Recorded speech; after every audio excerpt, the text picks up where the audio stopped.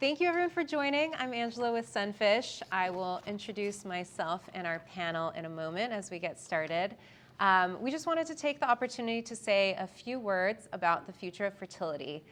The family building industry is one that's very near and dear to all of us here on the panel, as well as many of you in the room.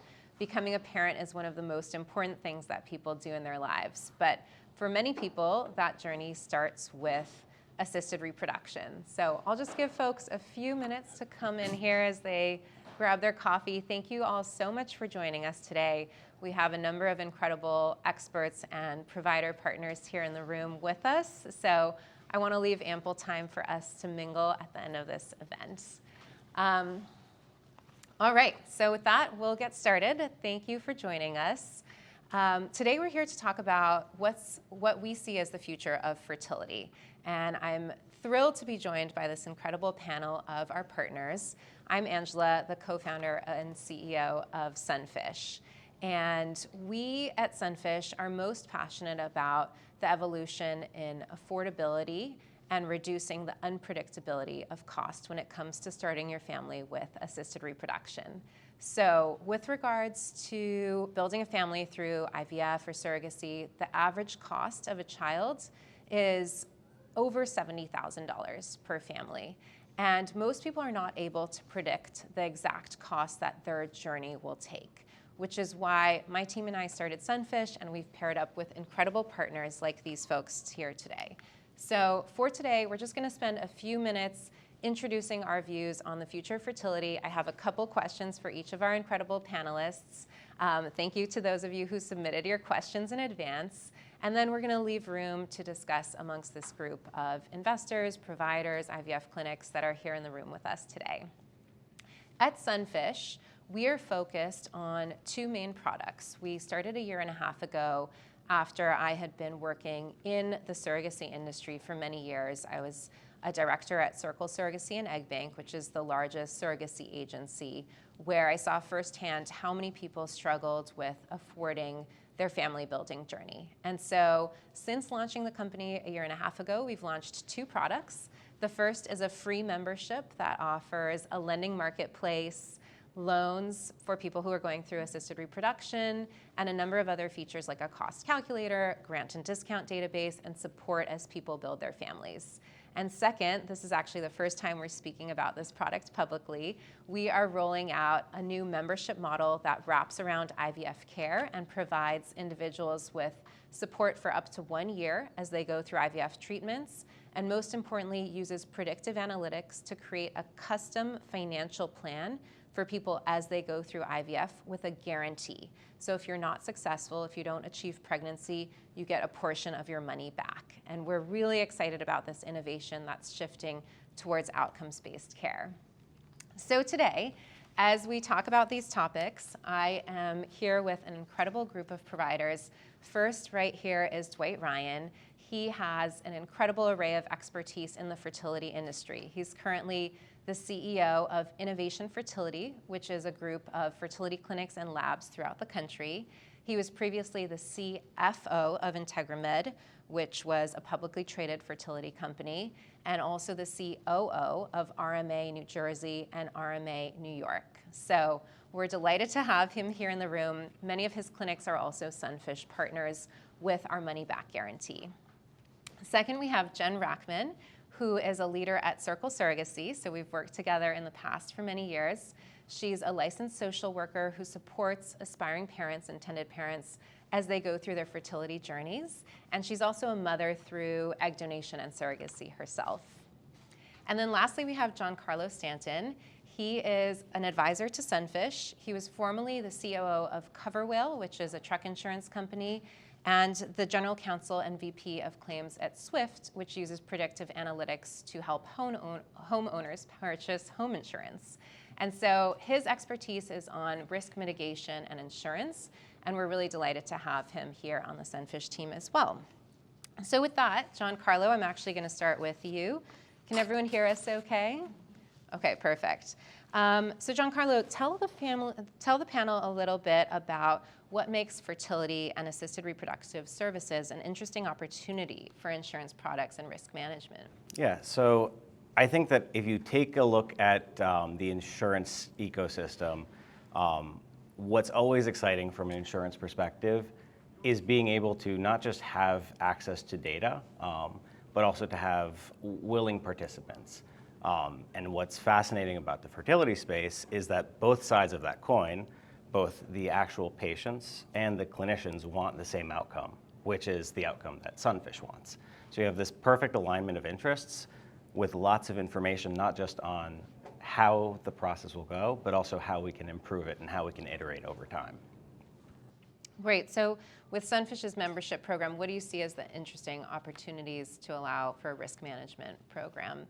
Yeah, by being able to involve the patient proactively, engage throughout the course of that year, giving them recommendations, guiding them towards partner clinics that we feel have the capabilities to provide the support they need and the treatments they need, you can drive outcomes. And obviously, the goal here is to make it accessible and affordable.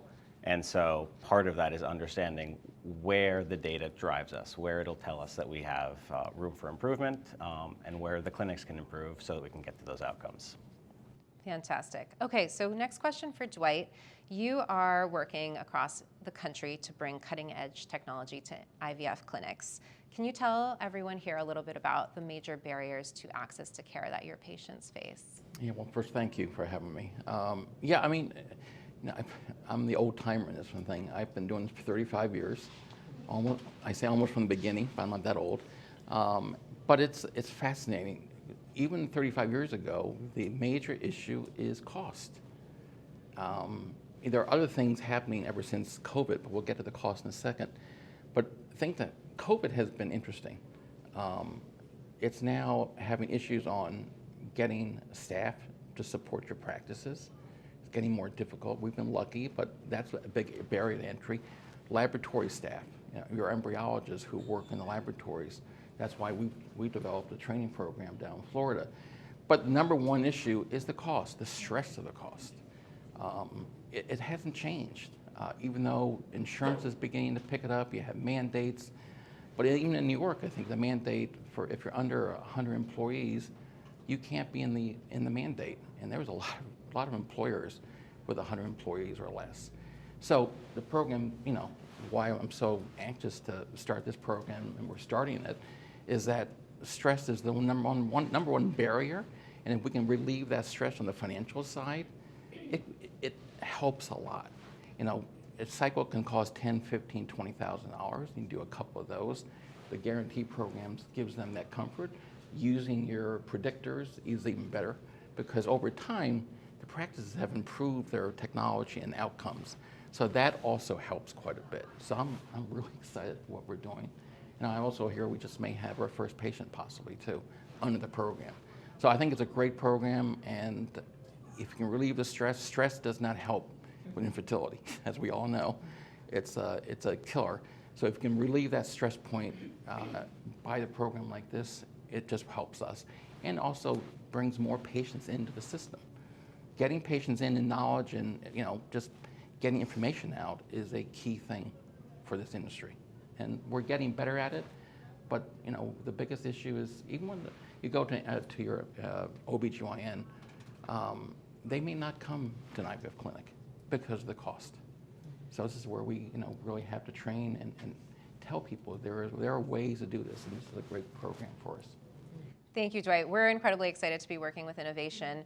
And nationally, we estimate that out of every 100 people struggling with infertility, only about 8 actually seek the care of a reproductive endocrinologist. So you're absolutely right. Helping with programs like ours to educate and inform people that there are options is really key to getting them treatment. Which brings me to my next question for you, Jen. You have seen many sides of the surrogacy journey, both as a leader of Circle Surrogacy and also a mother through assisted reproduction yourself. Can you share a little bit about what has been the most challenging part for your journey and then for many of the intended parents that you work with? Yeah, I think I'm a social worker, so my job is to meet people where they are and to learn about where they're coming from. By the time they get to surrogacy, often there's a series of steps behind them. And I think the biggest stressor that they come in with are emotional and financial uncertainties about what lies ahead, because they don't know much about surrogacy. They might not know anyone who's ever done surrogacy before. It feels like this foreign concept to them. So trying to make the emotional transition from perhaps I was doing IVF, or perhaps myself, I'm a cancer survivor. So I meet a lot of folks that have different medical conditions that lend themselves to leading to infertility, and therefore needing assisted reproduction support. And then wrapping their head around, well, okay, I had to pay all my medical bills or my IVF costs, and now there's this tremendous price tag that associates with surrogacy. And I think some people don't even take the time to even get educated about it or even learn about it because it feels cost prohibitive. So for the folks that come to me and sit down with me, like one of the first questions that they'll ask is, how much does this cost? How do I plan for this? How do I know? And Circle has a similar structure in terms of a guarantee program. It's a fixed cost. So regardless of what happens in their journey, it allows them to know this is exactly how much I'm financially committing to, and that just gives folks some peace of mind. But some people look at that price tag and they're like, there's no way I can obtain this, and unfortunately then don't even seek out the support that they need. So making the emotional transition and then establishing a financial plan that feels manageable to them. And they're like, well, how do I afford parenthood? I'm gonna spend all my money before my child's even here. I get a lot, and I hate the idea of money being the reason that folks can't pursue their dream of parenthood, especially for ones that have had a very long road to get to this point already. So those are really the things that I focus on a lot, is making them really look at their entire picture. I always say, obtain a loan. We take out loans on homes and cars. We don't even think about it because the majority of us have to do it. But when it comes to family building, and for so many folks that are able to do it in a more simpler fashion, they think, well, this is something that's optional, or I don't have to necessarily go down this path. But when their dream of being parents is at stake, it's like you just can't, I always say you can't put a price tag on it. And my parents and in-laws, who are our financial investors of our surrogacy journey, always reflect like best money we ever spent, hands down. Like, you can't put a price tag on it, and so if they're able to see past the roadblock they build in their mind, there's lots of options out there for them to explore ways to make it happen. Thank you, Jen. I completely agree, and one of the reasons we're so excited to work with Circle is when we're collaborating with a team like yours so closely, we're able to come up with that financial plan early for people as they start their journey. So Giancarlo, we're working together on solving the issues of cost and unpredictability on these journeys. What do you think, given your deep expertise in risk management and insurtech, are the most important elements for a program like ours to grow successfully? Yeah, so I'll start with, there's a truism in risk management, which is that if you're on 100% of the risk, you're on 100% of the losses. And so the first thing is to understand that there's a reason why Sunfish is working with the clinics that it's working with, right? Understanding the clinicians, making sure that you're working with the right people, and then building on that the tools, the process, and the education that's necessary to really make sure that this journey can be helpful and productive. So, the boring insurance part, as it were, is simply understanding how to mitigate risk, understanding how to actually manage that risk. But I think the human element here is really, how do you work with patients, and how do you choose clinics that work well with the patients so that you can get to that successful outcome. Great. So Jen, as we think about the future of fertility, you talked a little bit about increasing awareness about surrogacy. In fact, the surrogacy industry is expected to grow from about $14 billion globally today to over $130 billion in the coming years. What do you think is driving that demand for the growth in surrogacy? Oh, there's so many things depending on which group you look at, right? You have the gay community who are embracing their ability to be more open and build families and live in a way that they can have that dream of parenthood as well. And so that openness and response of society, legalization of gay marriage, there's so many things in that community that have led to family building becoming a possibility. And within the heterosexual community, I think you have folks that are having children later, and so that trend tends to lend to more potential need for assisted reproduction. In the cancer community, which is one that I work very closely with, you have a lot of more folks being diagnosed younger, unfortunately, and that leads to the need potentially for this type of support. So I think it just depends on which group you're looking at. I think there's much more acceptance and openness, especially in urban communities, for certain families being built in different ways. I think all these trends tend to lend itself to the need for surrogacy. 100%, and I'm glad you touched on the hetero community. That's a huge portion of the very rapidly growing IVF industry, which is also projected to surpass hundreds of billions of dollars in the coming years. So Dwight, you see a lot of innovative solutions at your clinics. We're working together on transforming some of this care to outcomes-based care, the money-back guarantee. What do you think are the most interesting and exciting trends happening in the fertility industry and in IVF in particular? Yeah, again, if you go back 35 years ago, when I first started, we thought 12% pregnancy rate was fantastic. Then in the mid-90s, we have ICSI, where you can help male factor issues. That had a huge contribution to pregnancy rates and having families. Now, the rage is artificial intelligence. And, it's still, I would say, in the early stages, but what that's doing is really revolutionizing the industry and what we can do. Better predictives of each patient. You go back, how these companies, there's so many companies out there now doing this.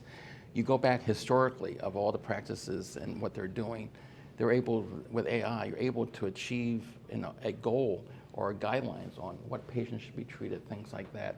That's going to increase pregnancy rates tremendously. That then goes into, again, the program that you have, be able to offer these patients, a guarantee program, or, that's the issue. That's really the trend, and it's amazing what has happened over the last couple of years. I'm fortunate to have someone on my team, Kathleen Miller, Dr. Miller. She's one of the top embryologists in the world, and she is working with all these companies out there, and it's just amazing what I'm hearing from her, what we're doing and what we can bring to the table. And we're innovation and fertility. We're meant to innovate and give our patients new technologies for what? To give them a family. And with this program, we can do that as well, even easier.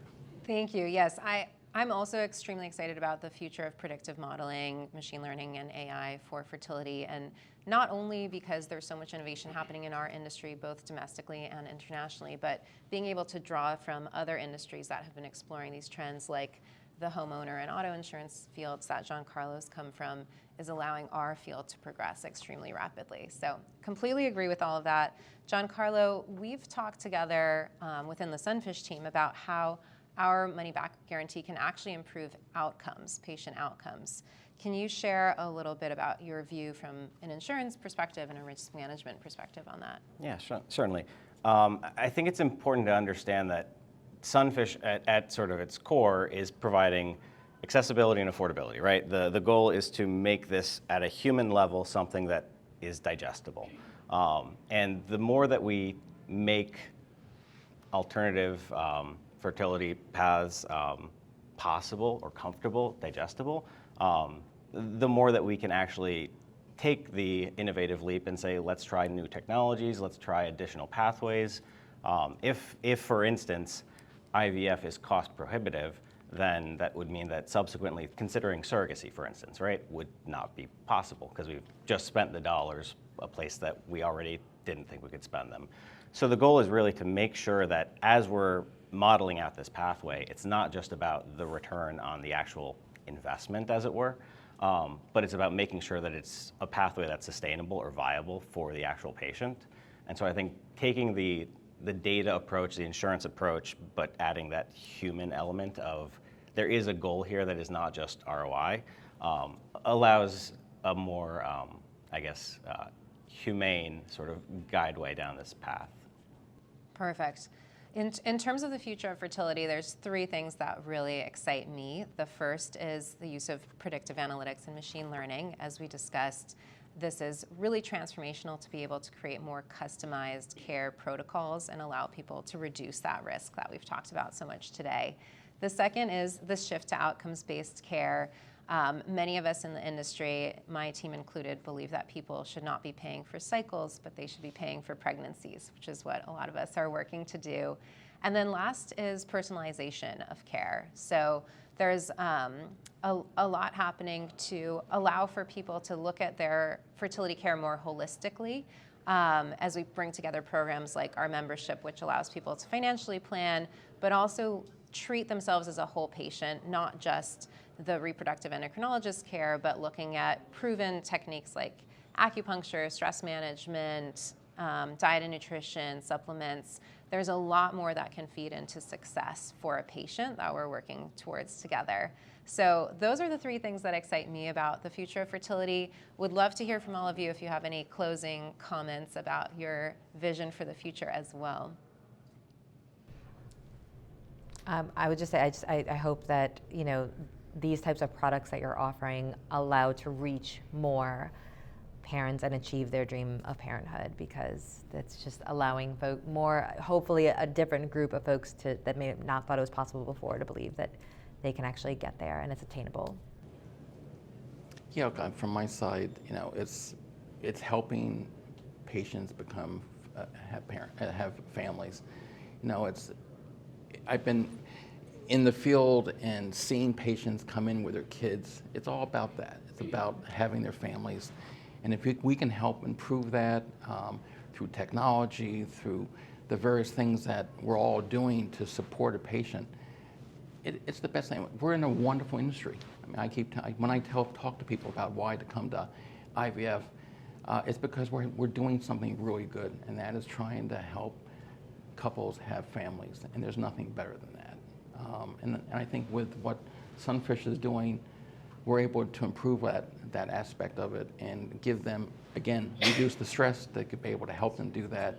But our goal is to, we're not just a physician or a practice. We're a family to help them get to their family challenge. So it's exciting what we're doing.